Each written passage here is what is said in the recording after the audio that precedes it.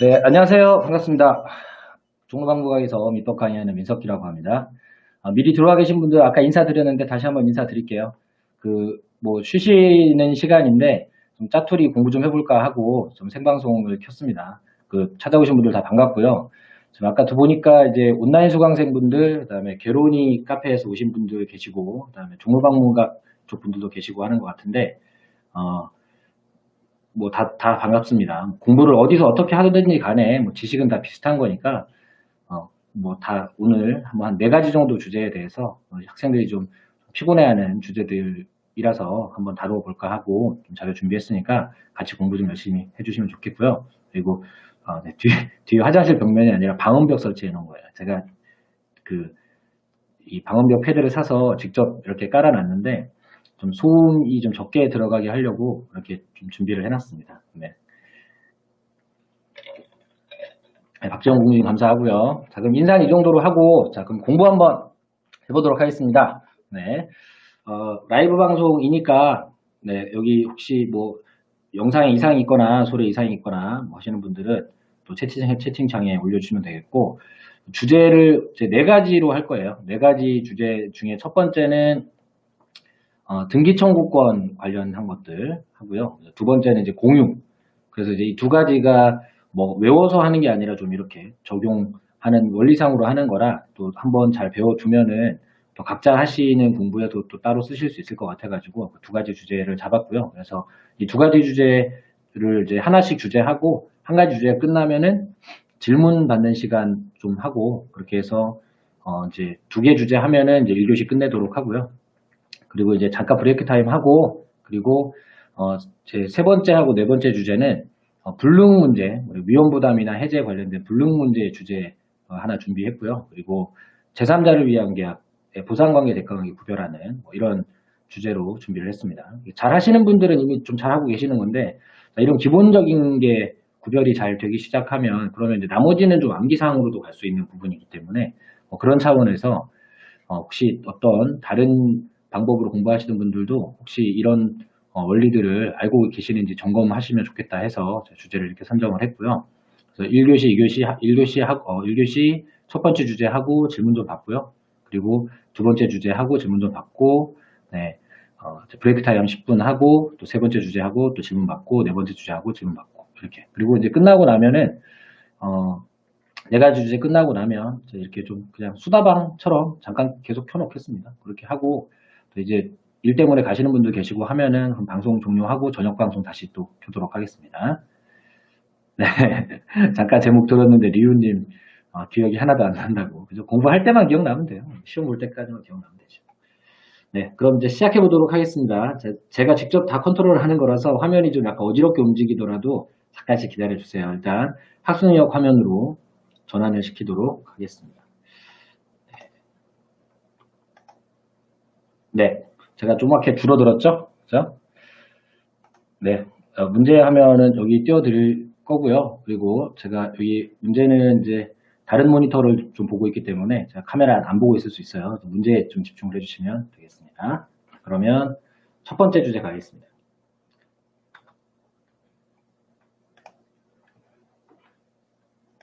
네, 일단 접어놓고요.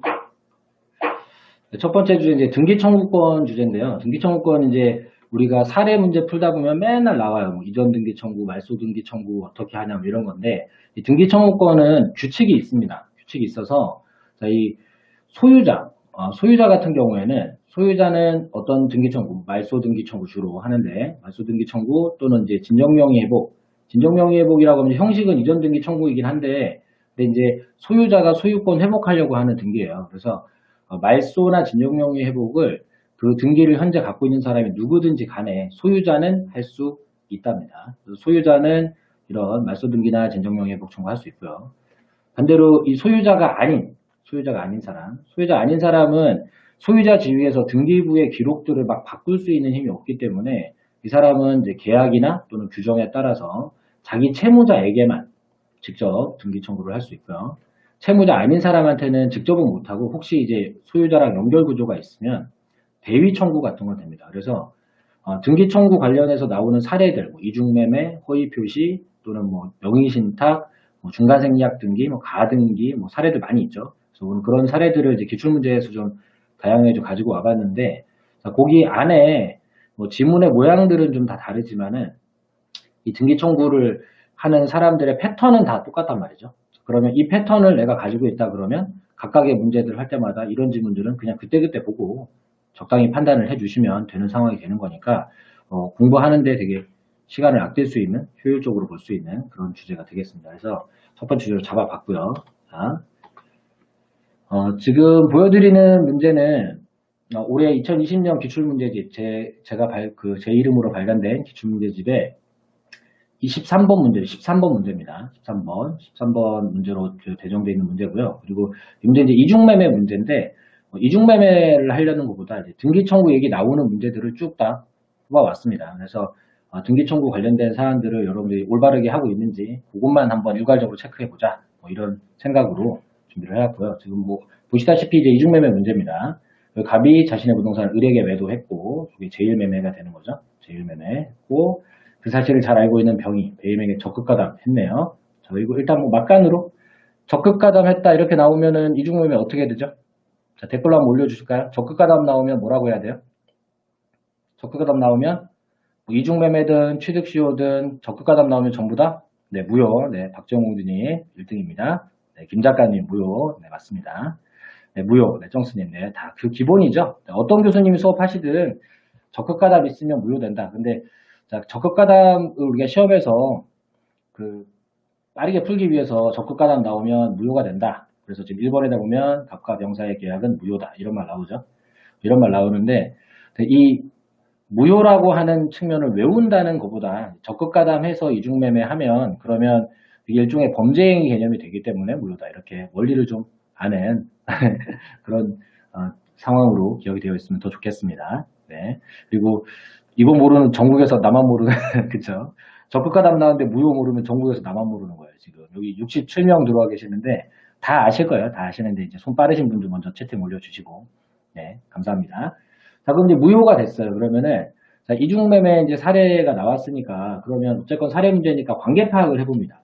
학생분들이 이제 이 관계에 관한 부분을 좀 되게 좀 생각 안 하고 문제를 보시는 경우가 많은데 지금 갑 그리고 을 그리고 이렇게 이중매매니까 이쪽에서 이어지겠죠? 이렇게 병 이렇게 이어질 겁니다. 이렇게 됐을 때 여기가 이제 제1매매가 되겠고요. 여기가 제2매매가 될 겁니다. 자 그럼 이제 무효가 되는 자리는 제2매매 이쪽 자리가 이제 무효가 되는 거죠. 이렇게 되는 겁니다. 자 그러면 무효가 됐다는 얘기는 등기는 이렇게 제2매수인한테 가 있더라도 소유권이 넘어가지 않고 등기 자체가 무효가 된다는 소리예요. 자 그럼 소유권은 어디 있는 거냐? 소유권이 어디 있는지를 알아야 우리가 아까 얘기하던 등기 청구는 소유자는 막 해도 되는데 소유자 아니면 못하고 뭐 이런 얘기를 적용할 거니까 항상 이제 모든 사례의 소유자를 알아야 됩니다. 소유자를 알아야 되는데 보면은 원래 갑이 소유자였고 그리고 자 갑에서 병으로 넘어간 등기가 있었지만 무효니까 소유자는 네, 갑이 되겠죠. 자, 법적인 소유자는 갑이 될 겁니다. 일단 자 이렇게 되면 자 그럼 이렇게 됐을 때 이제 문제지문에서 보겠습니다. 문제지문 보시면은 이번 지문에 을은 병에게라고 있어요. 을은 병에게.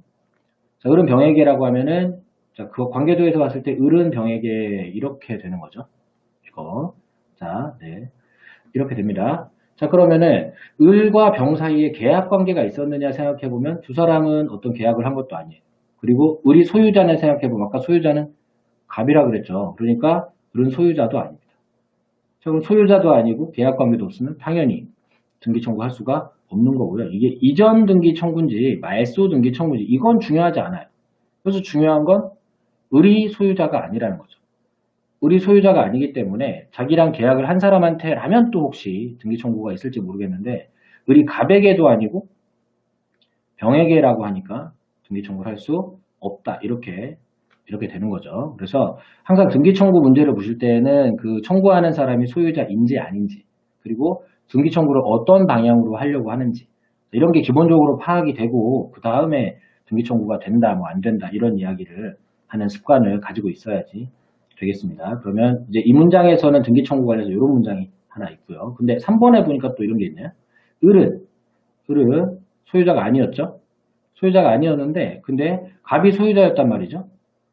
근데 이 소유자를 대위하여 병에게 소유권 이전 등기 말소를 청구할 수 있냐 그러면 이건 할 수 있다가 되죠. 자, 그러면 이제 을이 병에게라는 2번하고 3번은 이제 이렇게 똑같이 을이 병에게라는 말이 들어가 있는데 근데 그럼 왜 2번은 없다가 맞고 3번은 있다가 맞느냐. 자, 이런 부분들을 외워서 아는 게 아니라 이해해서 알고 있으면 다른 데서도 써먹을 수 있단 말이죠. 지금 아까 우리가 2번에서 을이 병한테 이전 등기 청구할 수 없다라고 할 때 그 이유가 을이 소유자가 아니었다가 이유였고 그리고 이렇게 병에게 직접 계약을 한 적이 없다가 합쳐지면서 그러면 그렇게 직접은 등기 청구할 수 없다였단 말이에요. 그죠? 근데 지금 보면 자, 을은 소유자가 아니고 하지만 갑하고 계약을 했죠.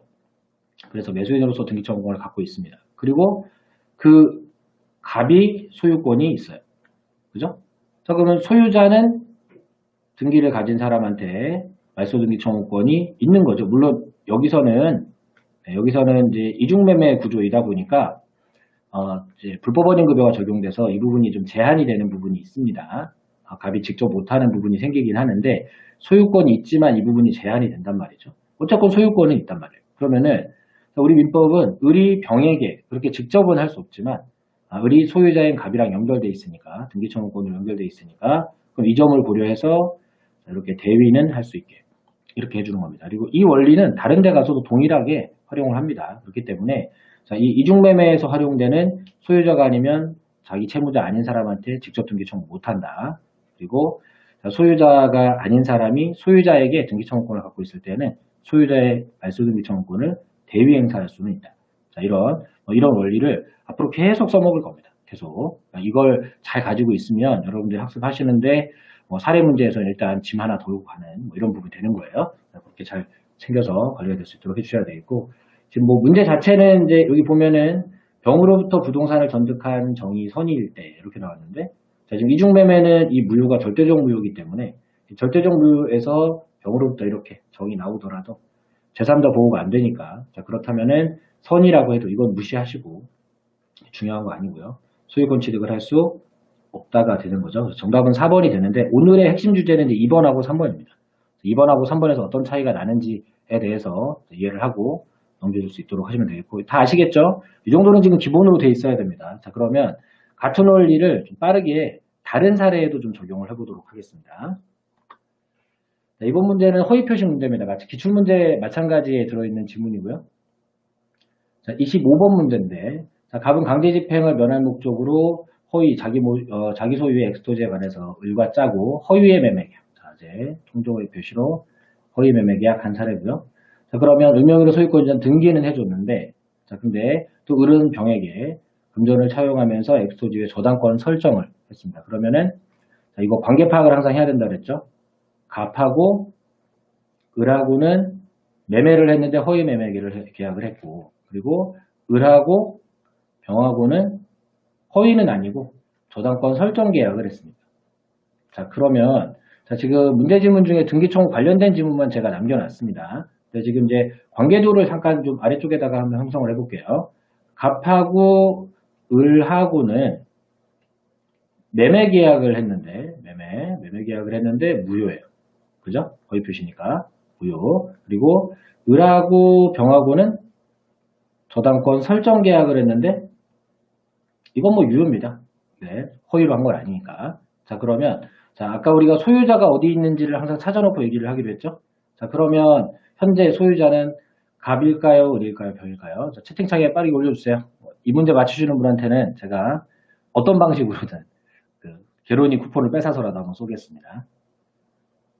네, 축하평님 을 올려주셨고 네, 진아손님 갑 올려주셨는데 네, 진아손님이 1번입니다. 진아손님 네, 진아손 네, 갑입니다. 갑, 네, 갑 감사합니다. 네, 네, 다 아시는구나 갑. 네, 방문가 클래스 우리 과장님도 와 계시네. 갑입니다. 갑. 네, 정수님 네, 다급하셨네요.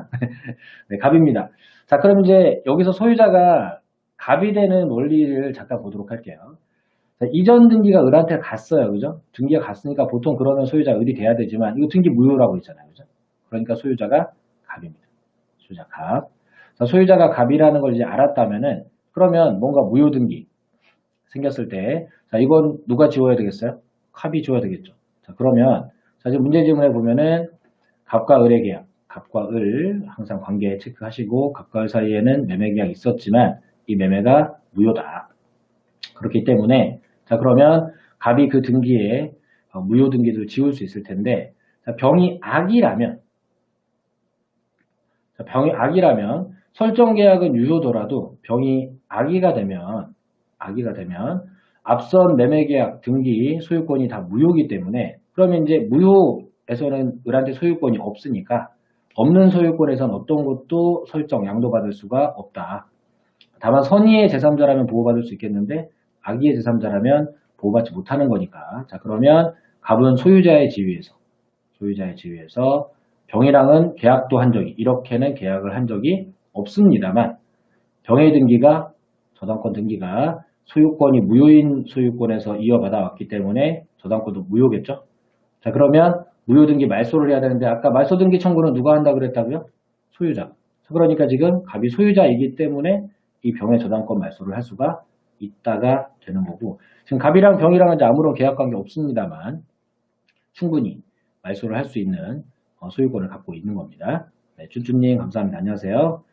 자, 그리고 5번에 보면 병이 선일 때, 이번엔 병이 선이네요. 그러면은 4번하고 5번은 이 차이점이 병이 선의로 주어졌느냐, 악의로 주어졌느냐 하는 건데, 그러면, 자, 병이 선이니까 이번에는 병의 저당권은 유효, 무효에 상관없이 그 선의의 제3자로서 보호받으면서 말소를 당하지 않을 겁니다.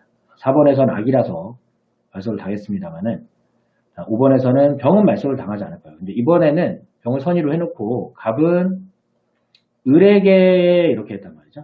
아까는 갑은 병에게 말소 등기 청구하는 걸 물어봤었는데 이번에는 갑은 을에게. 자, 그러면 자, 갑이 소유권 있느냐? 소유권 있죠.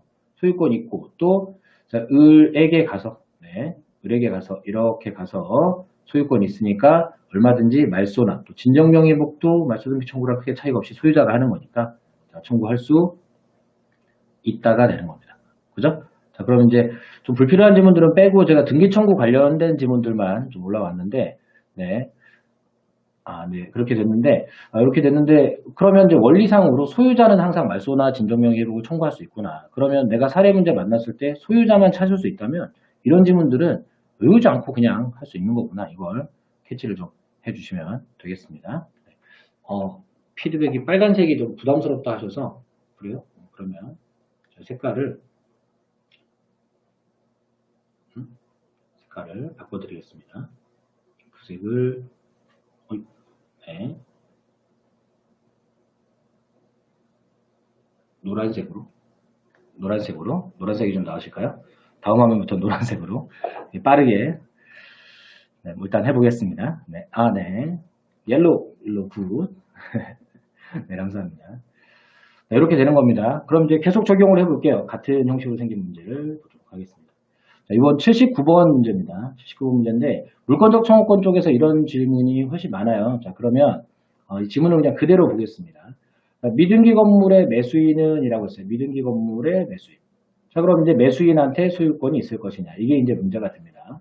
그런데 미등기 건물이니까 등기를 안 한 매수인은 우리나라 형식주의 국가라서 소유권이 없죠. 자, 이건 여러분들이 학습을 통해서 소유권이 없다는 거는 확보를 해놓고 계셔야 되는 거고요.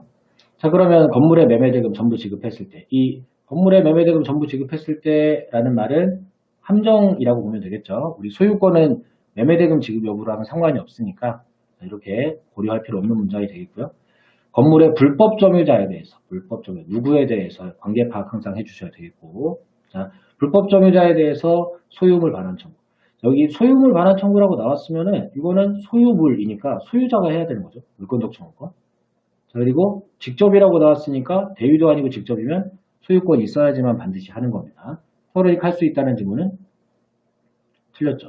자, 그럼 이제 이 문제의 가장 핵심은 이 직접 소유물 반환 청구를 하려고 하는 사람이 소유권이 있느냐예요. 이걸 찾아낼 수 있느냐 하는 겁니다. 그러면 이제 여러분들이 공부를 하셔야 되는 거는 미등기 건물의 매수인이 소유권이 없다는 거. 이거는 이제 우리가 공부를 해야 되는 항목이지만, 자, 그게 공부가 됐다. 그리고 소유물 반환 청구 직접 하는 거는 소유자만 하는 거다. 두 가지가 공부가 되면 이 지문을 문장 자체로 외우실 필요는 없이 이렇게 연결해서 소유권이 없으니까 직접 말소는 할 수가 없다. 이렇게 풀어줄 수 있어야지 되는 겁니다. 2번도 볼까요? 자, 소유자가 아닌 자. 항상 이런 질문들은 이제 소유권이 어디 있는지를 언급을 하게 됩니다. 그래서 소유권 언급을 하게 되는데 소유자가 아닌 자 명의로 무효인 소유권 보존 등기가 경료된 후입니다. 지문이 길어지다 보니까 줄이 막 어긋나네요. 아시는 분들은 아시지만 제가 줄 삐뚤어지는 거 굉장히 싫어하는 사람이라 아직 그 와컴펜이 좀 익숙하지가 않아서 소유자 아닌 자 명의로 무효 등기가 됐어요. 자, 그럼 이제 등기는 했어도 소유권이 없겠죠. 자, 그리고 그것에 기초해서 저당권이 설정이 됐습니다. 자, 이 문제는 좀 전에 풀었던 그 허위 표시 문제랑 약간 연결해 보겠습니다. 아까 우리가 관계 파악을 할 때 갑에서 을로 넘어가는 이 등기가 만약 무효라면 그 다음 사람으로 넘어가는 이 저당권 설정 등기도 무효일 수밖에 없다. 다만 자, 선의의 제3자라면 이 허위 표시 특성상 말소를 당하지 않겠지만 악의의 제3자라면 말소를 당할 거다. 이런 거 한 적 있었죠. 저거랑 똑같은 겁니다. 이게 이전 등기에서 출발해서 설정 등기로 가던 보존 등기에서 출발을 해서 설정 등기로 가던 앞선 등기가 이렇게 무효라면 그럼 소유권이 없는 사람에게서 설정받았기 때문에 이 저당권 설정 등기도 마찬가지 무효가 됩니다. 그러면 소유자는 자, 보존 등기 말소를 청구할 수 없냐 했는데 진짜 소유자는 따로 있었겠죠. 자, 그 사람이 보존 등기 말소 얼마든지 할 수 있고요. 그죠? 소유자는 항상 여기서 중요한 건 소유자입니다. 보존 등기 말소하고 자, 앞서 우리가 허위 표시에서 이전 등기 직접 진정명의 회복으로 돌려받는 것처럼 뭐 말소로 해도 되고 그리고 병은 어떤 이유로 앞선 등기가 무효가 됐는지에 따라서 뭐 보호 받을 수도 있고 안 받을 수도 있고 그때는 상황마다 달라지겠죠. 네. 그러니까 항상 소유자라면 무효 등기에 대한 말소를 할 수가 있다. 소유자가 아니면 못한다. 이렇게 해주시면 되는 겁니다. 자, 그러면 자, 화면이 어지러우니까 지울게요. 네, 이렇게 좀 더 해놓고 네, 3번 자, 갑이 자신의 토지에 무단으로 건축한 을을 상대로 건물 철거 소송을 제기한 후에 갑이 병의 소유권을 이전했다. 그럼 여기서 이제 제일 중요한 말. 우리는 지금 소유권을 찾아가고 있는 거니까 처음에 갑이 소유자였던 것 같아요. 근데 자신의 토지라고 했으니까. 근데 그 일이 있은 후에 갑이 병에게 소유권을 이전했다. 이 말. 이 말이 제일 중요한 거죠. 자, 그럼 이제 갑은 소유권이 없고 병에게 이전했으니까 병이 소유권이 있는 거예요. 그럼 이제 마지막 질문. 이 앞에 문장은 소유권이 현재 어디 있는지를 알려주기 위해서 쓴 문장이고 마지막 문장에 갑이 소유물 방해 배제 청구권. 소유자가 하는 거죠. 자, 그러면은 갑한테 소유권이 있어야지 이 권리를 갖고 있을 텐데 지금 갑은 병한테 넘기면서 소유권을 안 가지고 있으니까 그러니까 이거 상실하는 거 아니다가 틀렸죠. 그죠? 그러니까 결국은 어떤 방법으로든 소유권이 어디 있는지를 알아내고 난 다음에 뭐 물권적 청구권, 등기 청구권 이야기를 할 수 있어야 되는 겁니다. 계속 볼까요? 4번. 자, 을이 소유자 갑으로부터 토지를 매수하고 인도받았으나 자, 그럼 을이 매수인입니다. 근데 등기를 갖추지 않고 다시 등기를 갖추지 않았네요. 다시 병에게 전매를 했습니다.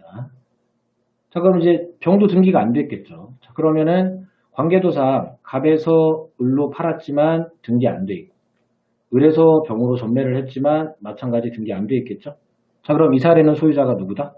또 갑이다. 자, 근데 이때 갑은 제3자도 아니고 병에게라고 했어요. 이런 게 이제 공부할 때 좀 힘들어지는 건데 소유물 반환 청구. 지금까지 앞선 규칙만 본다면 소유자인 사람은 소유자 아닌 사람들한테 소유물 반환 청구, 뭐 말소 등기 청구 할 수 있다가 일반적이었는데 근데 이 사례는 갑이 소유자지만 앞으로 이거 팔았기 때문에 등기만 안 됐지 팔았고 또 팔았기 때문에 앞으로 소유권이 이쪽 을로 또 이쪽 병으로 넘어갈 예정이에요. 그죠? 네, 싸대기. 네, 제 수업 듣는 분들은 보자마자 아시네. 이런 짓 하다가 갑이 병한테 소유물 반환 청구 이딴 짓 하다가 등기소 끌려가고 싸대기 맞는다고 제가 수업 시간에 종종 얘기하는 이런 거 하면 안 됩니다. 자, 이제 이런 예외 항목. 네, 싸대기. 이런 자극적인 것만 기억을 많이 하고 계시네. 어쨌건 이렇게 싸대기 맞을 상황이에요. 그죠? 자기가 팔아놓고 등기 줄 생각을 안 하고 아직은 내 건데 뭐 이런 식으로 하는 거. 이러면 안 됩니다. 자, 그렇기 때문에 이 4번 케이스는 좀 별도로 관리해 주셔서 소유자는 원래 말소 등기 청구나 또는 반환 청구를 하는 게 일반적이겠지만 앞으로 소유자가 될 매수인 또는 뭐 전득자 이런 사람들한테는 할 수 없다로 관리해 주셔야 되겠고 출제도 굉장히 많이 쓰는 일반적인 규칙이 깨졌기 때문에 당연히 시험이 많이 나오는 겁니다. 그렇게 생각하시면 되겠고요. 자, 5번도 볼까요? 자, 갑 소유 건물의 을명의로 저당권 설정 등기가 불법으로 동의됐습니다. 그러면은 갑이 소유자라는 걸 체크해 놓으시고 을명의로 저당권 설정 등기가 됐는데 불법이래요. 불법. 무효겠네요. 자, 병에게 저당권 이전 등기가. 자, 그럼 이번에는 소유권이 아니라 저당권으로 가고 있는데 병에게 저당권 이전 등기가 되었다. 그러면은 자, 갑이 소유자고 거기에 을이 불법으로 뭐 설정도 해준 적 없는데 무효저당권 갖고 있었고 그 무효저당권을 또 을이 병한테 넘긴 이런 케이스가 됐습니다. 자, 그러면은 자, 갑 입장에서는 등기부에 나오는 을의 저당권 1번, 뭐 병의 저당권 2번 저당권들을 다 지워야 되겠죠. 그래서 갑은 일단 현재 등기부에 저당권을 갖고 있는 병을 상대로 소유자니까 을을 상대로 하든 병을 상대로 하든 중요하지 않은데 등기법상 현재 명의자가 병이니까 병을 상대로 저당권의 말소를 청구할 수 있다. 우리 민법 선생님들이 이제 시험에서 물어본 것은 갑이 소유자니까 그 등기부에는 무효등기에 말소를 할 수가 있다. 이 규칙만 알았으면 바로 풀 수 있는 이런 문제로 제시를 해줬다는 겁니다.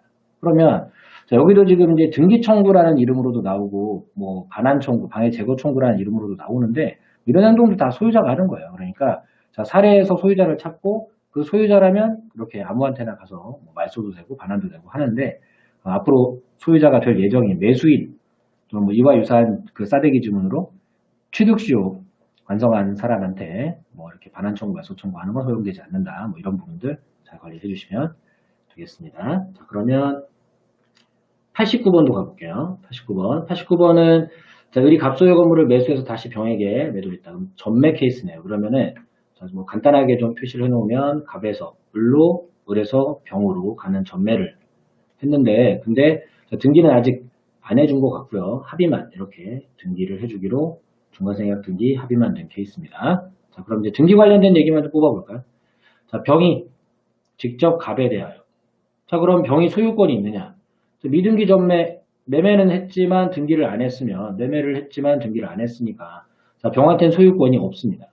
그럼 병이 갑이랑 계약을 했느냐? 갑이랑 계약을 안 했어요.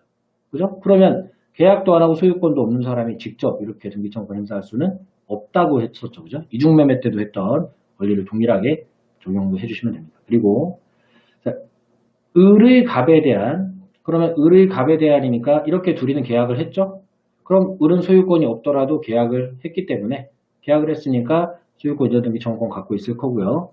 전매를 했다고 하더라도 갑과 을의 문제는 영향 안 받으니까 이게 소멸되는 것은 아닙니다. 자, 그리고 네, 3번. 갑으로부터 병명의로 격리된 소유권 전등기. 갑으로부터 병명의로 격려된 이 됐죠? 중간생략 등기는 유효가 되겠습니다. 네. 그리고 이따가 뭐 하나 설명드릴 거니까 제가 뭐 하나 수정할 게 하나 있어요, 위에서.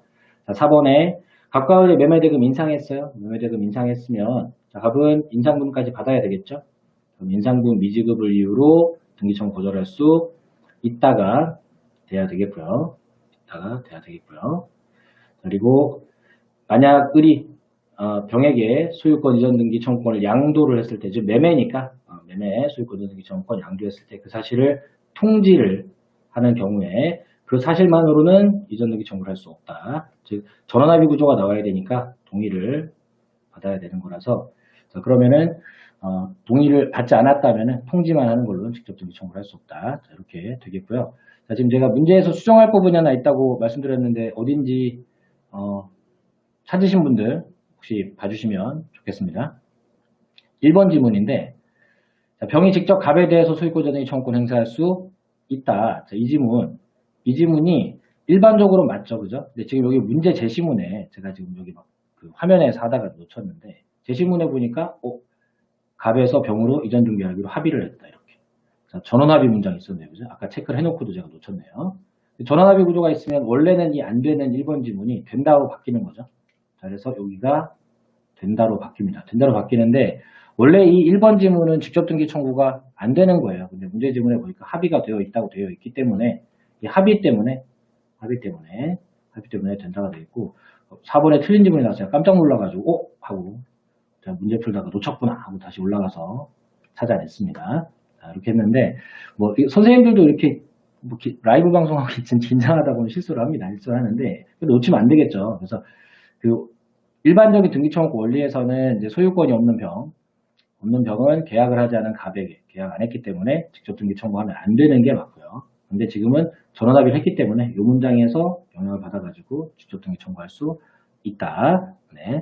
박지원 공주님도 찾으셨네요. 전원합의 시에는 직접 등기 청구가 가능하다. 이렇게 해주시면 되겠고, 기본 원리가 되고 이 부분은 또 파생 원리로 이렇게 뻗쳐나가게 해주셔야지 되겠습니다.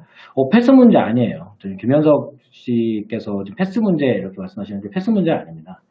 지금 중간생약 등기 문제로서는 대표적인 문제가 되겠고요. 이렇게 이런 문제를 패스하면 사실은 사례 문제 건드릴 게 없어요. 그래서 지금 이런 수업하는 거예요. 지금 이 문제는 기본 원리에서 조금 확장되어 있을 뿐 미등기 전매에서 흔하게 나오는 1번 지문도 그렇고요. 2번 지문도 꽤 자주 나옵니다. 네, 그리고 자, 3번 지문도 많이 나오고요. 4번, 5번 뭐 굉장히 자주 나오는 지문입니다. 이런 것들. 그렇기 때문에 패스시키면 안 됩니다. 대신에 자기가 이 문제에 숙달이 안 돼 있다 그러면 중간에 좀 건드리는 게 어렵다면 마지막에 풀어야 되겠지만은 이런 문제들을 전부 다 패스한 상태로는 60점 맞기가 쉽지가 않습니다. 그렇기 때문에 차근차근 할 수 있게 준비를 해 놓으셔야 돼요. 그래서 1번 지문이 오늘 설명드리려는 주제의 꽃인데 전원합이 있었다는 얘기 없었으면은 1번 지문 X가 되는 겁니다. 계약도 안 했고 소유자도 아니니까. 전원합의 했다는 지문이 있기 때문에 1번 지문은 맞는 지문으로 바뀌게 되는 겁니다. 이 부분 잘 찾아주시면 되겠고요. 94번 봅니다. 94번 문제는 가등기 문제인데요. 가등기에도 이런 주제가 하나 있어서 가지고 와봅니다. X 토지에 관해서 갑명의로 소유권 보존 등기, 갑이 소유자고요. 자, 그리고 을명의로 청구권 보존을 위한 가등기, 소유권 등기가 아니라 가등기가 됐습니다. 자, 그러면 지금 현재 소유자가 누구냐? 현재 소유자는 아직도 갑이겠죠. 이렇게 될 테고요. 그리고 자, 병명의로 소유권 이전 등기가 각각 또 이후에 되었다. 그러면 이 소유권은 이제 이쪽으로 갔겠죠. 그래서 병명의로 병이 소유자가 되었습니다. 이때 자, 을이 누구에게 본등기 청구, 등기 청구를 해야 되느냐? 자, 을은 소유자가 여러모로 봐도 아니었죠. 자, 과거의 소유자가 갑이었고 지금은 소유자가 병이 됐고 을은 소유자가 아닙니다. 그러면은 을은 자기랑 계약을 한 사람한테 청구를 해야 되는데 이렇게는 계약을 하지 않았으니까 이렇게는 아니라가 되는 거고 이렇게 갑에게라고 하면 계약을 했으니까 이쪽이 가능하다가 되는 거죠. 그래서 갑에게 하는 게 맞다 이렇게 되는 겁니다. 소유자가 아닌 자는 결국은 자기랑 계약을 한 사람에게 등기 청구를 해야 된다 이렇게 가게 되는 거고요. 그리고 자, 만약 엑스토지에 관해서 2004년도 10월 20일 날 2004년 10월 20일이면은 소유권이 2006년도 9월 달에 병으로 갔으니까 2004년도 10월 20일이면은 소유권이 갑에게 있던 시절이네요. 갑소유로 있던 시절인데 근데 정명의로 중복된 소유권 보존 이상한 잘못된 등기가 생겼는데 여기 주어가 을은이에요. 을은 어떤 시기에도 소유권이 없었던 사람인데 말소 등기 청구 이거 아까 누가 한다 그랬죠? 자, 이거 소유자가 하는 거라고 했죠. 그죠? 자, 그러면 소유권이 없는 사람은 말소 등기 청구를 할 수가 없는 겁니다. 그래서 소유권이 없는 을은 자기랑 계약을 했던 갑한테 가서만 등기 청구가 되고 그렇게 무효 등기가 생기더라도 그건 소유자가 갑이면 갑이 말소를 하겠죠. 그러니까 을이 가서 말소할 수 있는 건 아니다. 이렇게 되겠습니다. 또 다른 문제 볼까요? 자, 118번 문제 취득시효 문제. 취득시효에도 등기 청구 얘기 많이 나옵니다. 갑소유 토지고요. 갑소유라고 나오죠. 그리고 을이 소유의사로 평온공연하게 20년간 점유를 해서 그럼 등기 청구권은 취득을 했을 것 같은데 근데 아직 을이 등기했다는 말이 없고 등기 전에 이렇게 나오죠. 등기 전에. 그리고 갑이 병에게 토지를 매도해서 유효하게 이전 등기를 해줬다 그러면 그럼 처음에 소유자가 갑이었다가 갑에서 병으로 소유권이 넘어간 상태입니다. 자, 이렇게 됐고 그러면 자 갑은 병을 대위하여 을에게 불법 점유를 이유로 토지의 인도를 청구할 수가 있느냐 하는 건데 자 지금 갑은 소유권을 병에게 넘겼죠.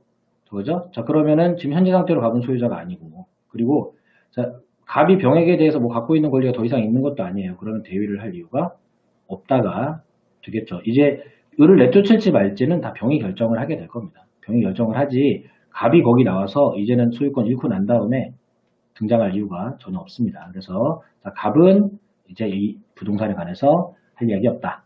자, 그리고 2번 을은 병에 대해서 취득시효 주장할 수 있느냐. 취득시효 주장하는 건 결국은 이제 등기 청구인데 그러면 을은 소유권이 없는 사람이기 때문에 채권적 등기 청구권을 자기 채무자한테 해야 되는데, 자, 그럼 병이 자기 채무자이냐라고 보면 을이 시효를 완성했던 건 갑이 소유자이던 시절에 시효를 완성했으니까 이렇게는 등기 청구권이 없는 거죠. 그래서 자, 을은 점유취득 시효를 완성을 할 때 이렇게 갑소유이던 시절에 을이 점유를 시작해서 20년을 완성할 때만 해도 소유자가 이 시점에 을이 갑을 상대로 취득을 한 거고요. 그럼 갑이 채무자였으니까 그 이후에 바뀐 소유자 병은 채무자가 아닌 거죠. 자, 그럼 이렇게는 등기 청구를 할 수가 없다가 되는 겁니다. 자, 이거를 뭐 외워서 한다면 외워서 할 수도 있겠지만은 이 원리를 알아내면 그러면 소유자가 아닌 사람은 채무자가 아닌 사람한테 못한다. 이렇게 하면 되는 거예요. 이렇게 해주시면 되는 거고. 자, 그리고 병이 소유권을 취득한 시점을 새로운 기산점으로 삼아. 자, 이렇게 나오면 바로 2차 취득시효 되겠죠. 그래서 자, 새로운 기산점 뭐 이런 말만 나와도 2차 취득시효 느낌이 나는데, 자, 그러면 이제 을이 등기 명의자인 병에게 또 이전 등기 청구를 할 수가 자, 있다가 되는데, 이건 아까 병이 채무자가 아니었지만 다시 20년, 다시 20년의 시효가 완성이 됐기 때문에 그럼 새로운 2차 취득시효에 따라서 할 수 있다로 바뀐 겁니다. 그러니까 아까는 채무자 아니었다가 20년이 더 흘러가면서 채무자로 바뀐 거죠. 자, 그리고 4번에 보면 어떤 사유로 갑 채무자에게로 소유권이 회복이 되면 그러면 자, 갑은 채무자가 맞으니까 그러면 또 을은 갑에게 이렇게는 등기청구권 취득시효 주장할 수 있다가 되는 거죠. 자, 그리고 만약 병의 등기가 원인무효라면 그러면 이거 말소해야 되겠죠. 자, 이거 원인무효 등기 말소하는 거, 등기 말소하는 거 항상 누가 하는 거라고요? 소유자가. 근데 을은 소유자가 아니기 때문에 소유자인 갑이 말소하는 거고. 그리고 이 말소를 이렇게 계약관계로 연결되어 있기 때문에 대위는 또 할 수가 있다가 되는 거죠. 자, 이렇게 되는 겁니다. 되는 겁니다. 그래서 정답은 2번인데 이 취득시효 쪽 문제에 이 주제가 굉장히 많이 들었어요. 자, 소유자라면 말소할 수 있고 소유자 아니라면 말소 못한다. 소유자 아니면 자기 채무자한테만 등기 청구해야 되고 자, 자기 채무자가 뭐 등기를 잃었다가 또 회복하면 등기 청구할 수 있고 그러니까 이런 문제들이 난이도가 좀 그래도 상짜리 문제가 되는 건데 난이도 상짜리 문제지만 이걸 원리로 아는 분들은 이 문제는 그냥 차근차근 좀 시간만 조금 들여서 해주시면 되는 겁니다. 그래서 이런 문제들을 좀 통일적인 규칙으로 할 수 있게 준비 좀 해주시면 좋겠고요. 네. 자, 269번.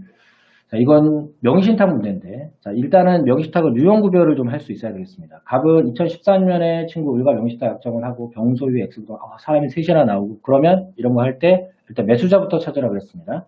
자, 그럼 갑은 매수하면서 찾아놓고, 자, 그리고 등기받은 사람 찾으라 그랬는데, 을명의로 등기받았다. 자, 이렇게 매수자하고 등기받은 사람이 달라지는 형태가 나오면 무슨 명의신탁이라고요? 네? 무슨 명의신탁 이런 게? 중간생략형이다, 계약형이다? 네, 중간생략형. 네, 박정우 교수님이 굉장히 빠르시네, 손이. 자, 그럼 중간생략형 명의신탁이다. 자, 중간생략형 명의신탁이라고 판정이 되면, 그때 이제 관계도를 그리는 겁니다. 중간생략형 명의신탁은 관계도가 대략 이런 그림, 이렇게 매매가 생기고, 그리고 등기는 다른 사람이 받아가는 이런 구조로 나오게 되겠죠. 이렇게 될 텐데, 자, 그렇게 해놓고, 자, 매수인 자리에 갑, 그리고 을, 여기 수탁자, 그리고 등기, 넘기 매도인 자리에 병, 이렇게 채워가는 겁니다. 중간생략형이라고 이렇게 채워놨으면, 명의신탁 무효, 등기도 다 무효가 되는 거, 우리가 실명법 4조 1량에 따라 정해지는 거니까. 그렇다면 소유자는 병이 소유자가 되겠죠? 항상 소유자를 찾아놔야 됩니다. 자, 그러면 옳은 질문 고르라고 했는데, 을이 소유자다. 항상 이런 사례 문제들은 이 질문을 합니다. 누가 소유자냐? 자, 근데 계약형이라면 을이 소유자일 수도 있겠지만 중간생략형에서는 지금 현재 그림상 을이 소유자가 될 수 없는 거죠. 여기는 을이 아니라 병입니다. 그리고 갑은 명의신탁 해지 원인으로 을에게 소유권자 등기 청구를 할 수 있느냐? 자, 그럼 갑하고 을하고. 자, 그럼 갑은 소유자가 아니니까 이렇게 무슨 계약관계가 존재해야 되는데 명의신탁이랑 계약을 했었지만 이거 무효고. 그럼 없는 거죠. 자, 그럼 등기 청구를 할 수 없다. 이렇게 돼야 되겠고요. 3번에 갑은 부당이득을 반환하는 원인으로 을에게 소유권자 등기. 자, 어떤 이유로건 갑은 소유권이 없기 때문에 이런 상태로 계약관계가 존재하지 않는 이상 등기 청구를 할 수가 없습니다. 할 수 없다. 자, 진정명의 회복을 물어봤네요. 그러면 병은 소유자가 맞으니까 그럼 진정명의 회복을 할 수 있다. 이렇게 되겠고. 자, 병이랑 을이랑 무슨 계약관계 이렇게 존재하지 않지만 이게 없더라도 병은 소유자잖아요. 그죠? 소유권이 있기 때문에 소유자는 항상 이 행동을 할 수 있는 겁니다. 자, 그리고 5번 질문은 갑과 을이 사실혼 관계에 있다. 그러면 명의신탁 약정 유효냐? 사실혼은 유효가 될 수 없으니까 X집은 될 테고, 정답은 그러면 이제 4번이 되겠죠. 4번이 되는데, 요 명의신탁 문제에서도 잘 볼 수 있는 게 출제자가 관심을 두는 게 뭐냐 하는 거죠. 소유자가 누구냐, 그리고 소유권이 없는 애가 등기청구를 어떻게 할 것이냐, 그리고 소유자라면 등기청구나 말소등기청구나 진정명의회복을 할 수 있느냐 없느냐, 여기에 관점을 두고 출제를 하게 되는 겁니다. 이런 주제들이 다 지금 연결된 주제이기 때문에 이거를 같은 원리로 하실 수 있다 그러면은 사례 문제들 중에 상당수 지문들은 일단은 뭐 외우는 거 없이 그냥 가는 거니까 그렇게 좀 준비를 잘 해주시면 좋겠어요. 네, 그러면 자, 또 하나 보도록 하겠습니다. 또 명의신탁 문제고 막 사람 3명 나오는데, 자, 그러면 또 우리가 하기로 했던 매수인을 찾아보자. 자, 취득하려는 갑은 여자친구 O가 명의신탁을 했고, 여기까지는 아직 매수인이 안 나왔고요. 을은 그 약정에 따라 계약 당사자로서 선의의 병으로부터 부동산을 매수했다. 그러니까 을이 매수했네요. 자, 그리고 자신의 명의로 등기했다. 이러면 네, 계약형이죠. 네, 소유자 찾기 게임 같다고 하시는데 소유자 찾기 게임 맞아요. 결국은 이 등기청구 얘기들은 다 소유자 찾기 게임입니다. 자, 그러면은 계약형이라고 판정이 났으니까 이렇게 등기와 매수인이 똑같으니까 계약형. 자, 계약형이라면 관계도가 이렇게 여기는 연결이 안 돼 있고 이렇게 명의신탁으로 연결이 될 거고요. 그죠? 데이터로 연결이 될 거고. 네. 이렇게 명의신탁 관계가 이쪽으로 이렇게 연결되겠죠. 그리고 매매와 등기는 전부 다 이렇게 매수인이 등기까지 받아가는 이런 구조가 될 겁니다. 자, 그리고 채워 넣으면 매수인이 을이었고 등기 준 사람은 병, 그리고 이제 시킨 사람은 갑, 이렇게 되는 거죠. 자, 그럼 이랬을 때, 자, 지금 여기 보면은 선의의 병으로부터라고 했으니까, 자, 계약형 명의신탁에서 상대방이 선의가 되면, 자, 매매 및 등기 이 부분이 다 유효가 되는 거죠. 자, 이 유효가 되면 소유자는 누가 된다? 소유자는 아까 중간계약형 때랑 달리 을이 된다. 등기가 다 유효니까. 자, 그럼 이제 소유자들 찾아놨으니까. 자, 그럼 이제 또 문제를 봅니다. 네, 소유자 을 다 잘 맞춰주시네요. 자, 갑과 을의 명의신탁은 유효다 했는데, 자, 명의신탁이 유효가 될 수는 없죠. 이 질문은 자, 매매가 유효냐, 명의신탁이 유효냐, 이런 거 물어보는 건데, 명의신탁은 종중배우자, 종배단체 나오기 전까지는 다 무효인 거니까, 1번 질문은 함정질문. 그리고, 자, 갑은 을을 상대로 부당이득 반환으로 X부동산 이전 등기를 청구할 수는 있느냐. 그럼 갑은 을을 상대로, 사람 나왔으니까 이 두 사람 사이가 연결구조를 보는데, 갑은 소유권이 없고, 두 사람 사이에 무슨 계약을 했나 봤더니, 이렇게 계약한 적이 없고, 사실 있었지만 명의신탁이라 무효됐죠. 자, 그러면 등기청구 할 수 없다가 돼야 되겠죠. 중간생약형에서도 같은 결론이 나오는데, 자, 풀어 나갈 때 중간생약형이니까, 계약형이니까, 뭐 갑이 을에게 하는 거니까 이렇게 외우는 게 아니라 이렇게 소유권이 없으니까, 이렇게 계약을 안 했으니까 이렇게 판정해 나가시면 되겠습니다. 자, 그리고 갑이 을에게 제공한 부동산 매수자금 회수를 담보하기 위해서 X부동산 유치권. 자, 유치권은 우리가 이렇게 매매대금 가지고 하는 건 아니죠. 뭐 조금 다른 논점이었고. 자, 병은 특별한 사정에 의한 을명의 등기 말소를 청구할 수가 있다. 또 이제 말소 등기 청구 얘기 나왔는데 말소 등기 청구는 항상 누가 하는 거다? 소유자가 하는 거다. 자, 그러면 이 관계에서 아까 소유자는 을이었고 을이 유효 등기를 갖고 있는데 중간생약형이라면 자, 병이 소유자일 수 있고 그러면 소유자니까 무효 등기 말소 이런 얘기 나올 텐데 지금 계약형이고 유효이기 때문에 병은 소유자가 아니고 되려 을이 소유자니까. 자, 그렇다면 이 말소를 할 수 없다가 나와야 되겠죠. 자, 출제자들이 이런 문제를 내는 이유는 자, 이게 지금 중간생략형 문제로 만약에 파악을 잘못하게 되면은 4번 지문이 언뜻 맞는 지문처럼 보이는 현상이 있기 때문에 이걸 좀 노리는 거예요. 그러니까 처음에 유형 구별을 잘 하는 게 우선이었고 그 다음부터는 이제 같은 방법으로 소유자 찾아가는 겁니다. 자, 그리고 자, 5번 질문은 을이 자의로란 말은 스스로 갑에게 이전 등기 해주면 어쨌건 갑이 가져갈 등기를 가져갔으니까 갑은 소유권 취득을 한다가 되는 겁니다. 한다. 자, 그래서 지금 정답이 이제 2번이 되는데 지금 2번 지문, 4번 지문 이런 지문들이 다 등기 청구권 그리고 누구 소유자가 아니기 때문에 또는 소유자이기 때문에 이런 기준을 가지고 풀어주는 문제니까 여러분들이 이것만 잘 할 수 있으면 제가 지금 기출문제집에서 이제 요 주제에 연결된 문제들만 쫙 좀 취합을 해서 갖고 와봤어요. 그래서 이것만 잘 연속적으로 한 10번, 20번 이렇게 해보시면은 그러면은 이거 내가 연습만 조금 더 하면 아까 뭐 이게 패스할 문제인가 이렇게 고민하시는 분도 계셨는데 패스할 문제가 아니라 되려 적극적으로 나한테 점수를 더 주는 문제. 그러면은 해당 문제들은 다 출제 비중이 좀 높은 주제들이니까 이 문제들이 시험에서 막 5개, 10개 이렇게 나와주면은 그거 5개, 10개가 애매하다가 아니라 5개, 10개가 나는 항상 편하다. 이렇게 되면 그러면 공부하기 훨씬 쉬워지고 시험도 안정권으로 가는 겁니다. 굉장히 중요한 주제입니다. 그러니까 잘 챙겨서 해둘 수 있도록 하시고 자, 다음 주제 가기 전에 자, 수업한 거 지금 한 30분 정도 했어요. 이게 뭐지 시작 전에 영상 올려드린 거 지금 준비 영상 올라간 거 말고 한 30분 정도 했는데 잠깐 한 10분 정도 질문 타임 받겠습니다. 혹시 질문 있으시면은 제가 질문 해결하고 다음 주제에 넘어가도록 해볼게요. 질문 있으시면 채팅창에 올려주세요.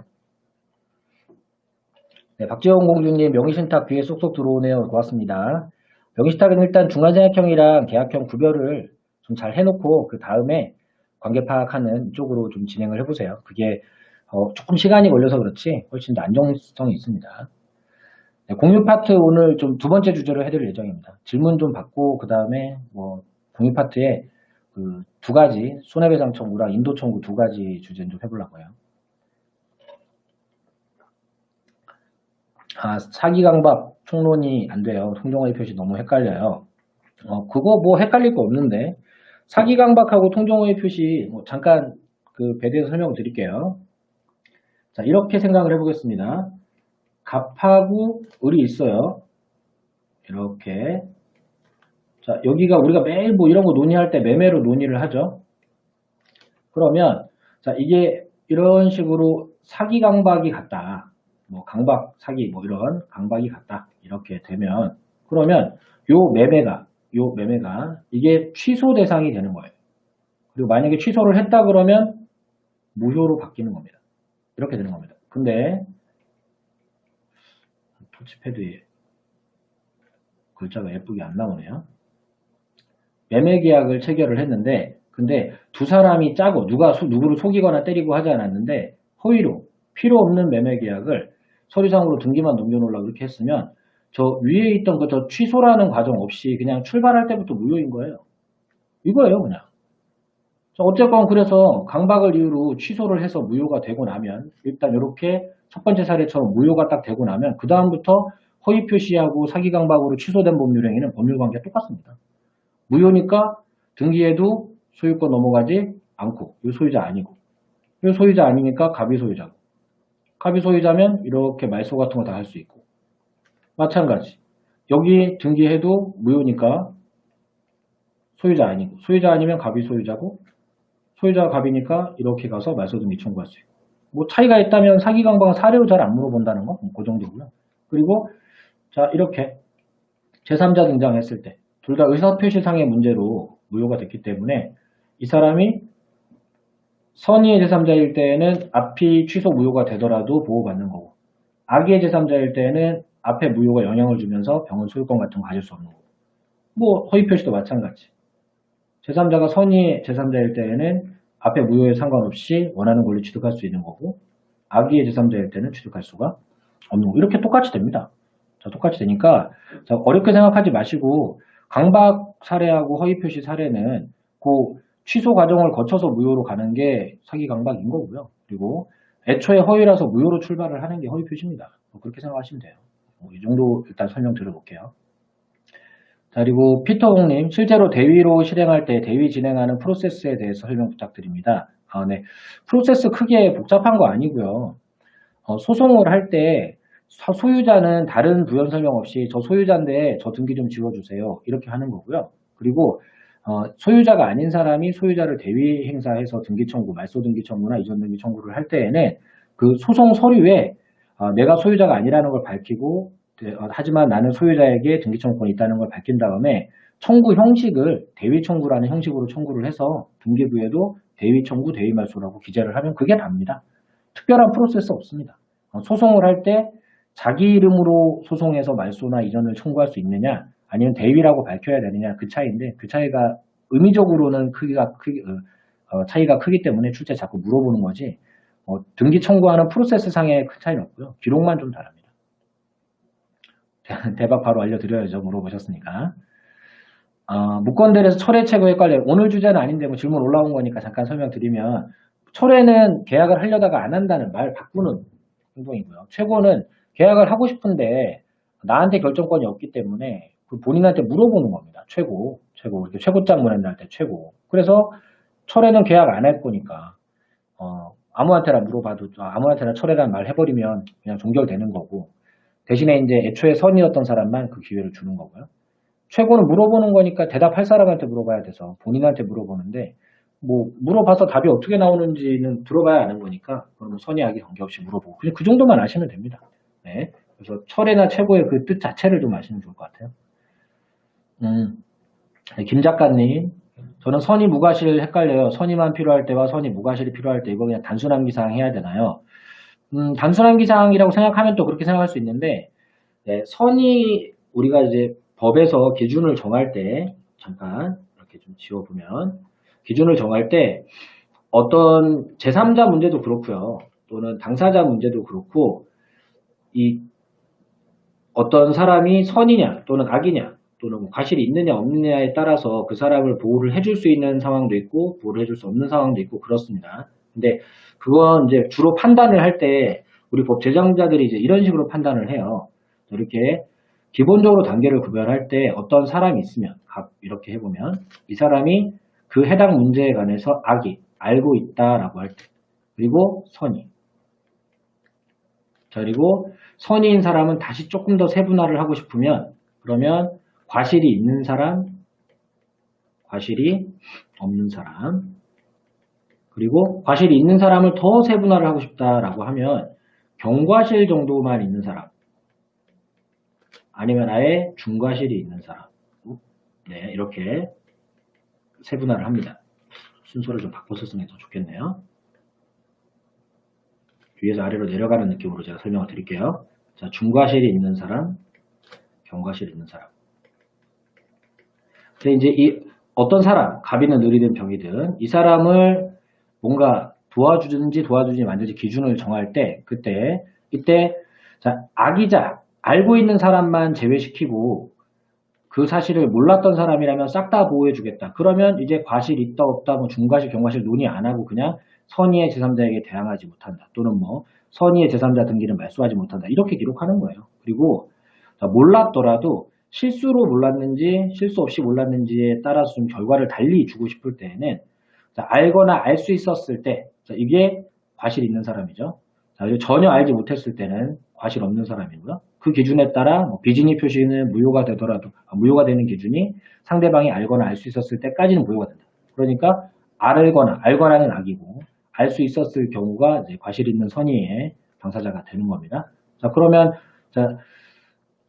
의사표시 쪽에 제3자는 선의하기에서 기준선이 잡혀 있는 거고요. 그리고 비진이 표시가 유효가 되는지 무효가 되는지는 과실 있는지 없는지에서 기준이 잡혀 있는 겁니다. 그리고 차고 취소를 할 수 있느냐 없느냐는 과실을 다시 또 중과실, 경과실까지 나눠가지고 중과실 있으면 취소가 안 되고 경과실 있으면 취소가 되고 이렇게 기준점을 어느 순간까지를 기준점으로 잡아서 끊을 거냐의 문제인데 그때 법률관계 특성에 마다 다릅니다. 그래서 제가 어제 질문 받은 것도 무과실인 사람, 무과실일 때 보호받는 사람, 선의일 때 보호받는 사람 쫙 몰아서 정리를 좀 해보면 어떠냐 뭐 이런 생각하시는 분들 계시는데 그 상황에 앞선 법률관계가 어떻게 되느냐에 따라서 그 다음 사람이 선이면 될 때, 악이도 될 때, 과실이 있어도 될 때가 다르고 또 그 문제가 어떻게 되느냐에 따라서 그 다음 사람이 또 선이면 되고 악이면 되고 이렇게 달라집니다. 그래서 앞선 문제의 영향으로 그 다음이 달라지는 거니까 그러니까 이 앞선 문제를 무시하고 이 뒤에 있는 결과가 선이냐 악이냐 과실이 있냐 없냐 이렇게만 따지면 그러면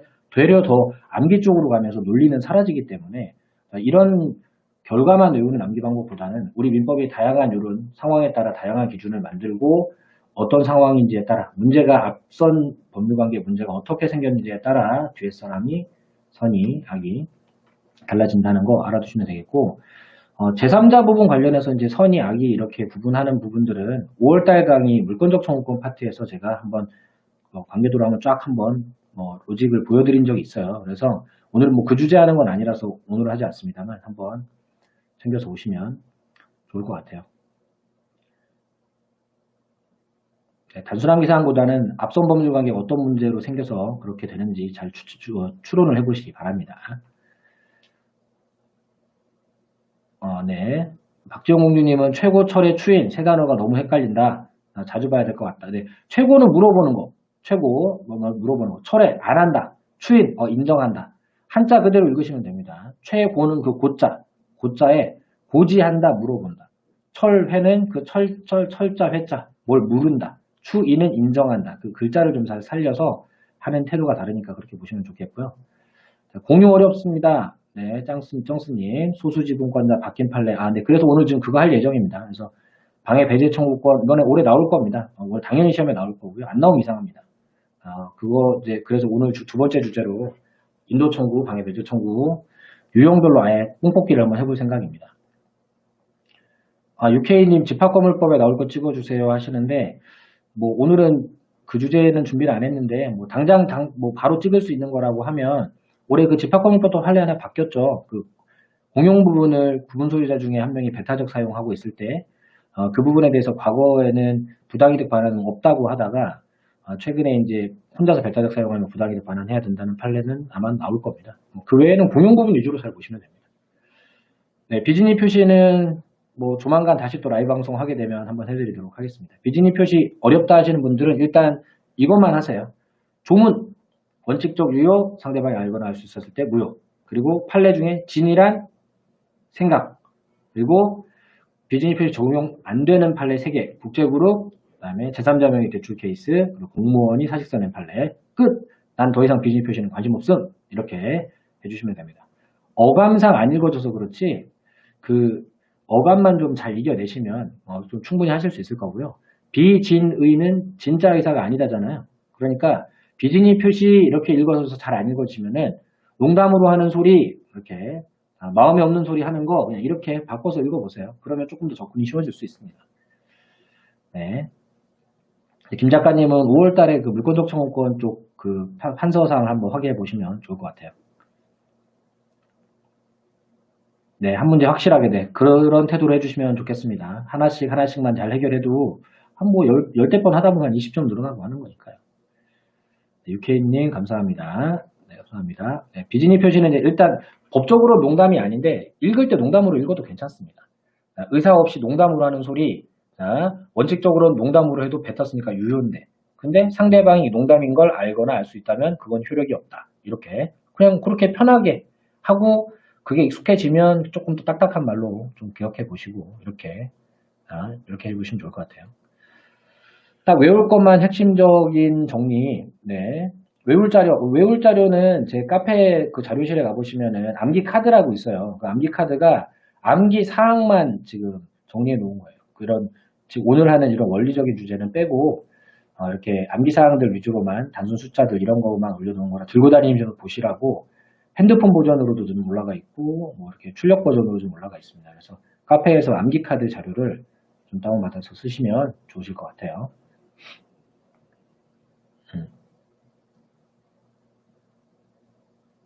민생 기출 강의 보고 있다 왔다고. 네, 기출 강의 뭐 기출 강의로 체계적으로 잘 들으시면 또 좋습니다. 오늘은 이제 좀 외부에서 다른 강사분들 강의 듣는 분들도 오시고 하시기 때문에 좀 이런 좀 주제를 따로 선별해서 하는 거지만 기출 강의를 좀 대신 빠르게 보세요. 지금 시기에 그 강의에 너무 오래 있으면 안 되니까. 카페명이요. 카페명은 제가 글로 올려드릴게요.